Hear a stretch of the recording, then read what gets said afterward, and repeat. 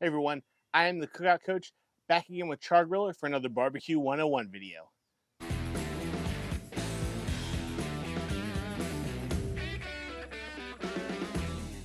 we're going to be cooking up a delicious cut that feeds a lot of people. The tri-tip has gained a cult following over the last few years, and for good reason. It's basically a roast that cooks up like a steak, and today we're going to do a coffee rub on it, and it's just going to make it delicious. We're going to reverse sear it on our Char-Griller Barrel Pro behind me. This is a super easy cook. All you got to do is have a little bit of time, and you've got enough steak to feed a bunch of people. So let's get into it. All right, so to get ready, we're going to start with a beautiful tri-tip roast. Now, this one still has a little bit of the fat cap on it. I kind of like having the fat cap on it. It just gives us a little bit of extra insulation. When that breaks down, you can get it like delicious ribeye fat. So remove it or leave it, whichever one you prefer. I leave it. Of course, this is our tri-tip, so we do our grain runs like this to this point and this here. So when we cut it, we'll probably cut it right here and slice these in two different pieces. But for now, we're going to hit it with our delicious coffee roast. Now, to make this, it's just going to be a quarter cup of your favorite barbecue rub and a teaspoon of instant coffee. You just get them in a bowl, hit them with a fork, and mix them up real nice. Now, you might ask, why are we going with a barbecue rub on something that we're going to cook more like a steak? And that's because of the bitterness of the coffee, I think pairs really well with the sweetness you'll get from a barbecue rub.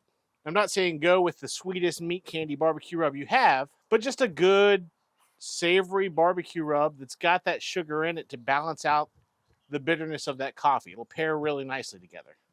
Flip it over and get that beautiful top side. And we're just looking for a nice, even, but complete coverage. And we're going to give this just a few minutes to hang out while we adjust our dampers and bring our Barrel Pro to between 300 and 325. So with our dampers adjusted and our Barrel Pro sitting at about 325, we're going to go ahead and get our tri-tip on indirectly with the thicker side facing the coals, the tail side facing the cooler side. We're going to shut that down and let that cook until we get to roughly 125, 130. After reaching about 130 in the thickest part of our tri-tip, we're going to go ahead and raise our charcoal pan up as high as we can to be right underneath that grate. We're going to leave the lid open for a few minutes and let that charcoal really get hot. Once those coals have had a minute to get glowing hot, we're just going to take our tri-tip up. We're going to go top side down, right over top of those coals. We're going to leave the lid open. We're really just trying to finish this thing off, give it a good sear. Go ahead and let that fat sizzle up some on the bottom. And after a good little char up on the bottom and the top, any other spots you want to get, you can just rotate it. This is a thick cut. We're ready to get it off. Let it rest for just a second and then cut into it.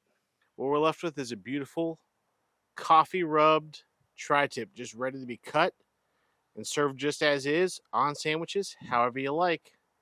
And that's really all there is to this cook. You can see we got a beautiful medium to maybe medium rare. And as long as you stop it between that 130 and 140, that's what you'll get as well.